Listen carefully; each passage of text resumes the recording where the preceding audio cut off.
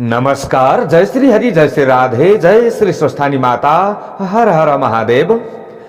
सधैँको वर्ष झैं यसपालि पनि विक्रम सम्वत 2079 सालको श्री स्वस्थानी पर्वको यो पावन समयमा श्री स्वस्थानी व्रत कथा, श्री स्वस्थानी महिमा लिएर आउने क्रममा आजको नयाँ अध्याय 22 लिएर म टिका पौडेल हजुरहरु समक्ष उपस्थित भएको छु।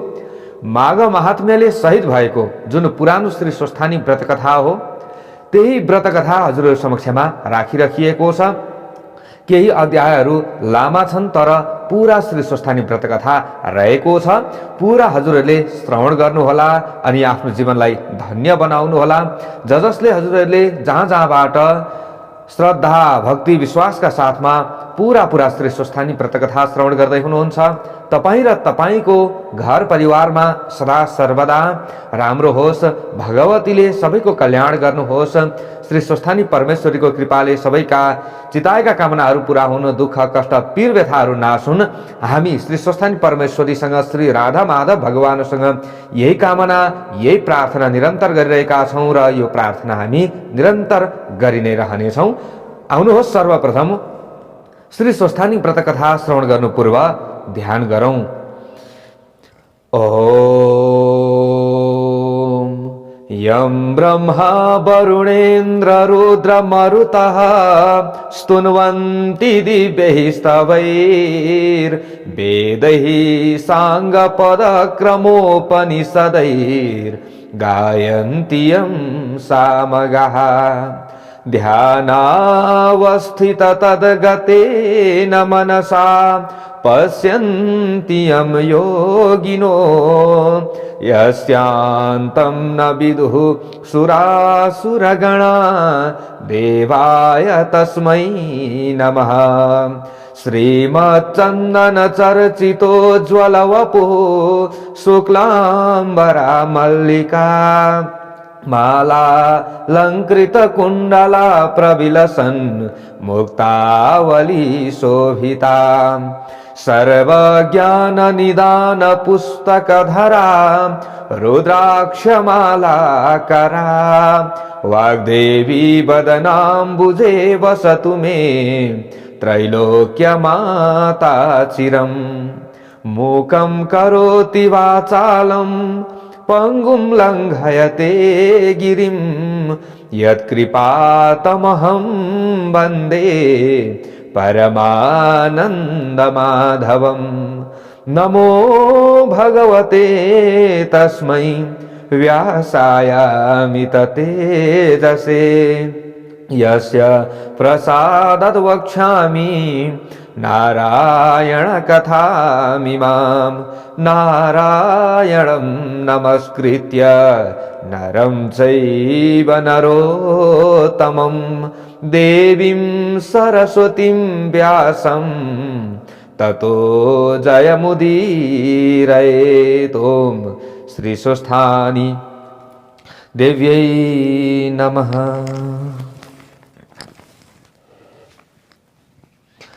ओम श्री गणेशाय नमः। ओम श्री गुरवे नमः। ओम श्री सरस्वत्यै नमः। ओम श्री स्वस्थानी परमेश्वर्यै नमः। सर्वप्रथम जयकारा लगाऊं।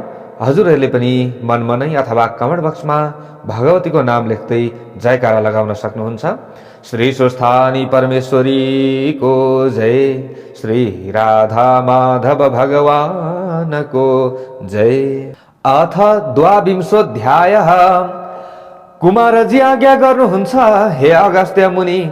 शिव शर्मा ब्राह्मण र गोमा ब्राह्मणी त्यहाँबाट हिँडेपछि शिव भट्ट र सतीले आँखाले देखिएसम्म हेरे। देखिन छाडेपछि वृक्षमा चढेर हेरे।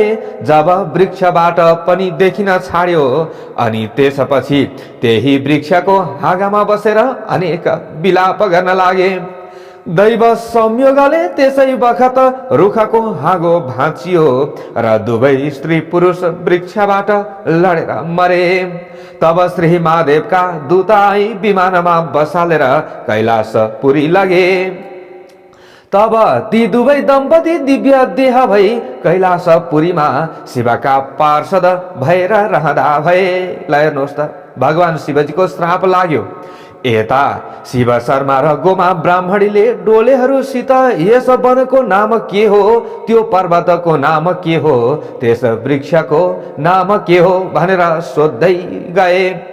डोलेहरूले पनि यस वनको नाम यो हो, यस वृक्षको नाम यो हो भनेर बताउँदै गए।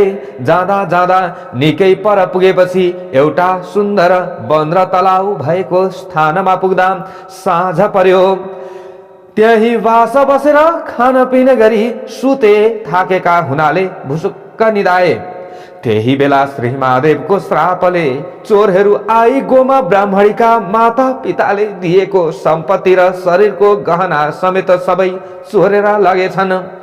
भोलिपल्ट बिहान उठेर हेर्दा त सम्पूर्ण द्रव्य र शरीरको गहना समेत चोरिएको देखेर अधैर्य भई गोमा रुन कराउन लागिन्। तब डोलेहरूले भने, हे गोमा नरौ, थाकेका हुनाले हामीलाई पनि साह्रै निन्द्रा परेछ।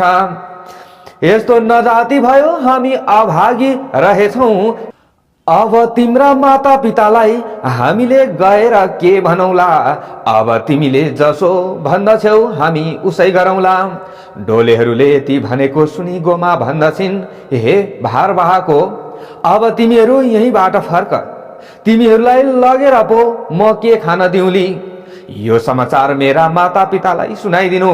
यति गोमाले भनेको सुनि डोलेहरूले हुन्छ भनेर गोमालाई प्रणाम गरी आफ्ना घर जान भनी फर्केपछि शिव शर्मा ब्राह्मण र गोमा ब्राह्मणीले पनि वनमा जो पाइएको फल फूल खाई त्यहाँबाट ठुलो पर्वत माथि पुगे। अनि गोमा भन्दछिन्, हे स्वामी, मलाई अत्यन्त भोक लाग्यो, अब हिँड्न पनि नसक्ने भए, के गरौँ भनी बाटोमै अलपत्र परिन्।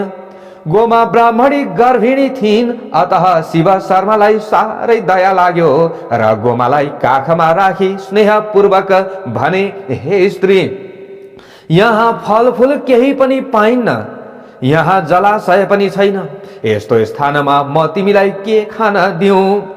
यहाँबाट अलि पर गए फल फूल पनि पाइन्छ र जल पनि छ, जाउँ हिँड भनी बुझाइ हातमा समातेर सुस्त सुस्त हिँडाइ लगे।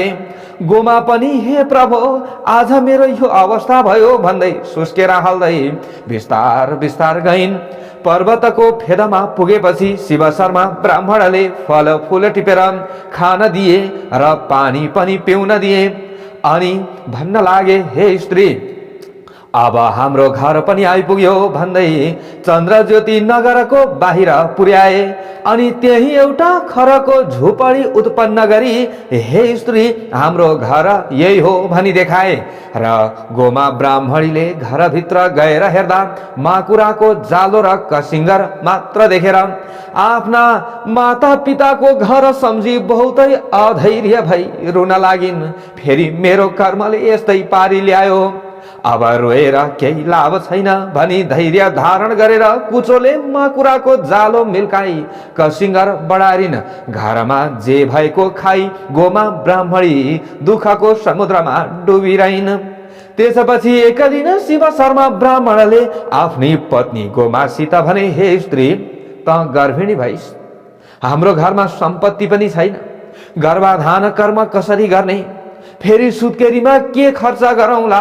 यस निम्ति म परदेश गएर कसैसित केही मागी ल्याउँछु। तैँले आफ्नो शरीर र घरको रक्षा गरेस, केवल रोइ कराई मात्र नरहेस भने। आफ्ना स्वामीको त्यस्तो वचन सुनि गोमाले भनिन्, हे स्वामी, मलाई यस्तो अवस्थामा एक्लै छाडी कहाँ जान मन गर्नुभएको? म स्त्री जातिले के गर्नेछु, के खाने? फेरि मलाई यहाँ को देला अथवा मलाई यहाँ कसले के देला? विशेष तपाईँ वृद्ध भएकालाई कसरी पठाउँ? यही यजमानहरू कहाँ गई जो मिलेको मागेर ल्याई सञ्चय गरौँला, अतः कहीँ पनि जाने मन नगर्नुहोस् भनिन्। र शिव शर्माले फेरि भन्दछन्, हे स्त्री, हामी निर्धन भए पनि ब्राह्मणको कर्म नगरी हुँदैन। 1 महिनामा त म अवश्य आइपुग्नेछु। तबसम्म खान नपुगे चन्द्रज्योति नगरमा यजमानहरू छन्, तिनका घर गई भिक्षा मागेर खाएछ भनी बुझाए। यति आफ्ना स्वामीले भनेपछि गोमाले मन्जुर गरिन् अनि शिव शर्मा भिक्षा माग्न भनी परदेश हिँडे। 1-2 दिनको बाटो हिँडेपछि नारायणी गंगाको तटमा ऋषिहरूको आश्रममा पुगे। त्यहाँ वृद्ध अवस्था भएका 2 दम्पति, 2 पति पत्नी ब्राह्मण ब्राह्मणी बसेका थिए। त्यहाँ शिव शर्माले नारायणी गंगा स्नान गरेर ती वृद्ध दम्पति कहाँ गई मलाई नित्य पूजा गर्न केही फलफुल देऊ भनी मागे। ती ऋषिका आश्रममा वरिपरि प्रशस्त फलफुल पनि थिए। ती शिव शर्माको कुरा सुनि ती वृद्ध दम्पतिले तिमी को हौ, कहाँबाट आयौ भनी सोधे। अनि शिव शर्माले भने म चन्द्रज्योति नगरको शिव शर्मा नामक ब्राह्मण हुँ। घरमा पत्नी गर्भवती हुनाले गर्भाधान आदि कर्म गर्न भिक्षा माग्न भनी हिँडेको भने। तब ती वृद्ध ब्राह्मणले आफै टिपेर लैजाऊ भने र ती शिव शर्मा आफै वृक्षमा चढी फलफुल टिप्न लागे। त्यसै अवसरमा संयोगले रुखको हाँगो भाँची शिव शर्मा रुखबाट लडेर मरे। ती शिव शर्मा मरेपछि श्री महादेवको रूप धारण गरी कैलाश पुगे। ल हेर्नुहोस्, यिनै शिव शर्मा भगवान श्री महादेव हुनुहुन्थ्यो। श्री महादेवले नै शिव शर्माको स्वरूपलाई धारण गरेर आउनु भएको थियो। अब पार्वतीले श्री महादेव आउनु भएको देखिन र सुनको कमण्डलुले पाउ धोई भित्र लगेर बसालेपछि भनिन्, हे ईश्वर, लोग्ने मानिसहरू पापी हुँदा रहेछन्, राम्री स्वास्नी पाएपछि सबै कुरा बिर्सँदा रहेछन्। हजुरले पनि मलाई बिर्सिनु भएको थियो, बल्ल सम्झनु भएछ र आउनु भयो। हेर, सुखमा बसेकी त्यो गोमालाई कल बल छलले ल्याएर गर्भिणी तुल्याई दुःख दिए। त्यस्ता स्थानमा एक्लै मिल्काएर आउनु भयो। अब त्यो के गरेर खाली? यदि पार्वतीले भनेको सुनि श्री महादेवले हाँस्दै भन्नुभयो, हे प्रिय, सेवक र भक्त भन्दामा पाप पनि गर्नुपर्दछ। गोमा पनि अब सुखी हुनेछ, सन्देह नगर। थोरै समय लाग्ला, तर गोमाका दुःखका दिन जानेछन्। त्यसपछि भिक्षा माग्न गएका शिव शर्मा धेरै दिन बितेर पनि फर्केनन् र गोमाले अनेक दुःख सहित चन्द्रज्योति नगरमा गएर भिक्षा मागेर ल्याई गर्भधान कर्म गराइन्। मास पूर्ण भयो र सबै राजलक्षणले युक्त छोरो पनि जन्मियो। गोमाले चन्द्रज्योति नगरबाट ब्राह्मणहरू डाकी ब्राह्मणका मर्यादाले नामकरण पनि गराइन्। ती ब्राह्मणहरूले ज्योतिष शास्त्र विचार गरेर नवराज नाम राखिदिए। घर जाने बेलामा भने, हे गोमा, यो बालक सबै राजलक्षणले युक्त छ र राजा पनि हुन सक्दछ र तिमीलाई सुख सन्तोष दिनेछ, यसमा शङ्का नमाने। यति ब्राह्मणहरूको वचन सुनि गोमाले मनमा आनन्द मानी श्रद्धा साथ भोजन दक्षिणा दिई विदा गरिन्। त्यसपछि बालकलाई गोमाले अर्काको ढिकी जाँतो गरी धागो काटेर पालन पोषण गरिन्। नवराज बालक पनि शुक्ल पक्षका चन्द्रमा जस्तै प्रतिदिन बढेर अलि ठुलो भई खेल्न जाँदा मित्रहरूले जे भने पनि सुनिरहन्थे, झगडा पनि गर्दैनथे। खेलिसकेर सरासर घर आउँथे। आमाले जो दिएको खाएर सन्तोषले रहन्थे। आफ्नो छोराको स्वभाव देखेर गोमा पनि प्रसन्न भई यजमानहरू कहाँ गएर भनिन्, हे यजमान हो, मेरो छोरो नवराज आफ्ना साथीहरूसँग खेलेर घर आउँछ, खान देऊ पनि भन्दैन, किन दिएनौ पनि भन्दैन, रिस पनि गर्दैन, यो मिठो यो नमिठो पनि भन्दैन, दिए खान्छ नदिए चुप लागिरहन्छ। फेरि मेरा स्वामी पनि घरमा छैनन्, सम्पत्ति पनि छैन, सबै यजमानहरूका दयाले जिन तिन एक छाक खाएर बाँचिरहेकी छु। अब त्यसको चुडा कर्म र व्रतबन्ध आदि कसरी गरिदिउँ भन्ने चिन्ता लागिरहेछ।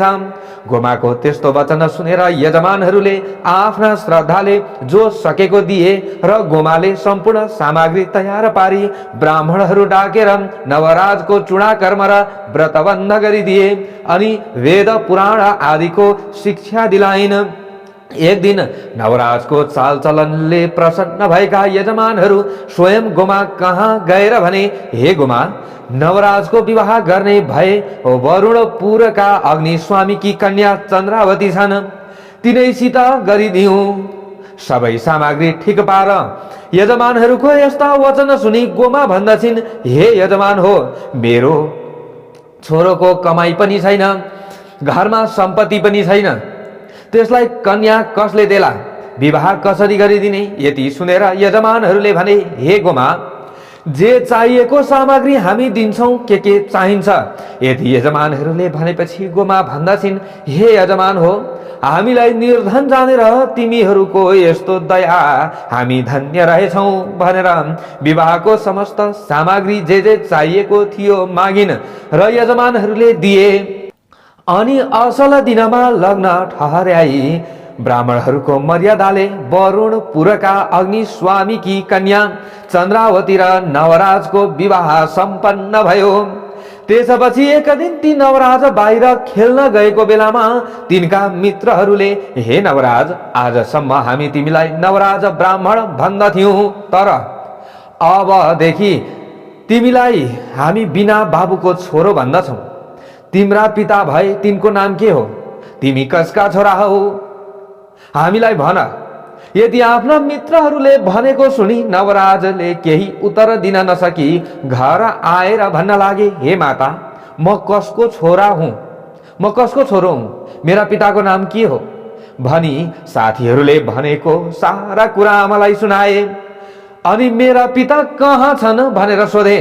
नवराजको यति कुरा सुन्न साथ गोमाले वर्षाकालमा मेघ वर्षे झैं, वर्षाकालमा जसरी मेघ वर्षिन्छ, मेघ वर्षे झैं अविरल आँसु बगाउँदै भनिन्, हे नवराज, तेरा पिताको नाम शिव शर्मा हो, त गर्भमा छँदै भिक्षा माग्न परदेश गएका आजसम्म फर्केनन्। कतै केही कारण परेर रोकिएका छन् कि संसारमै छैनन्, थाहा पाउन सकिन।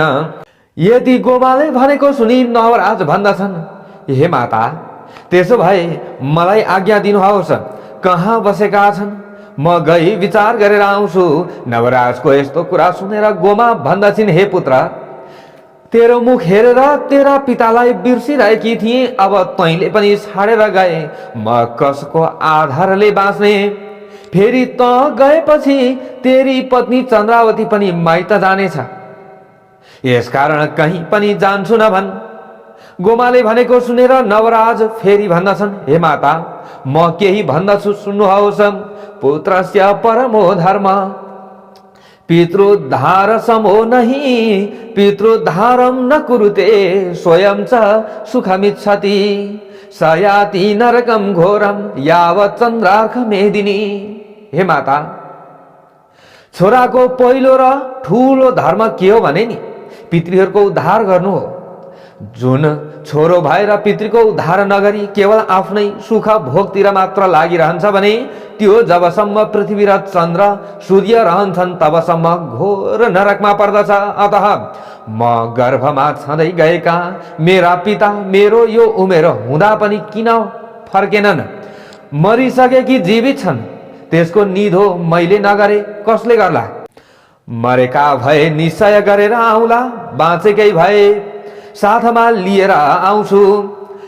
यति पनि गर्न नसके मैले जन्म लिएको व्यर्थ छ। हे माता, हजुरको सेवा गर्न बुहारी छँदैछ, मलाई बिदा दिनुहोस्, म जान्छु।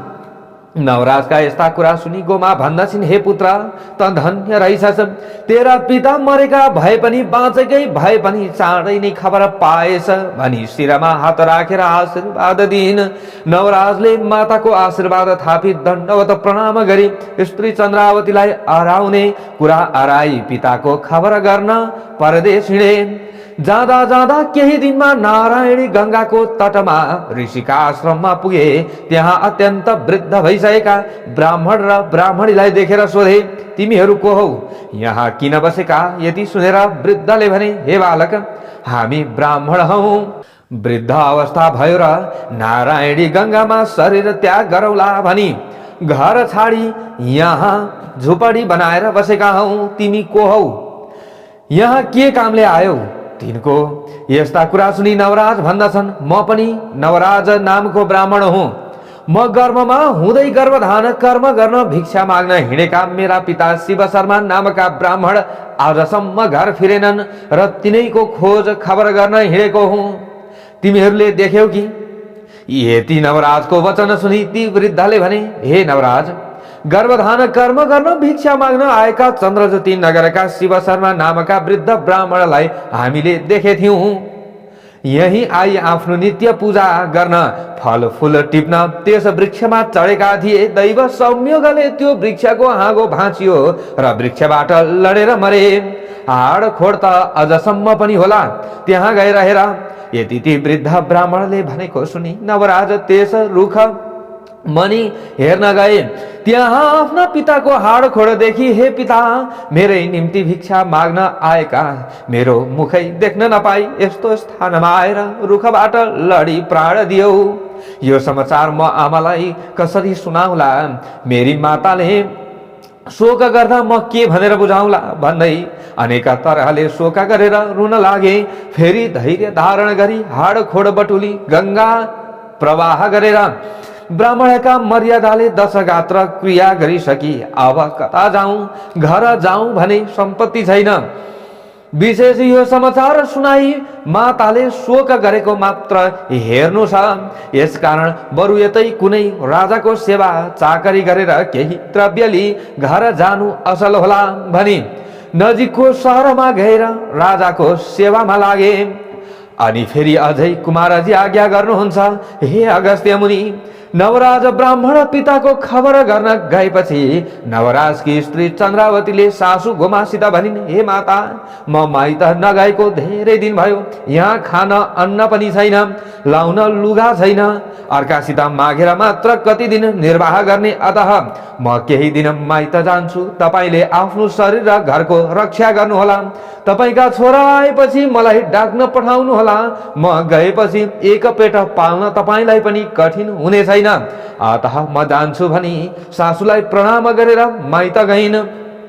चन्द्रावती हिँडेपछि गोमा ब्राह्मणीले आफूलाई दुःख परेको देखि भिक्षुको रूप श्री महादेवले दिएको श्राप सम्झेर भन्न लागिन्, म 7 वर्षकी हुँदा 70 वर्षका बुढासित विवाह भयो। ती पनि भिक्षा माग्न गएका आजसम्म फर्केनन्। छोरा बुहारीले पनि छाडेर गए। म यस्तो अवस्थामा परे धिक्कार रहेछु।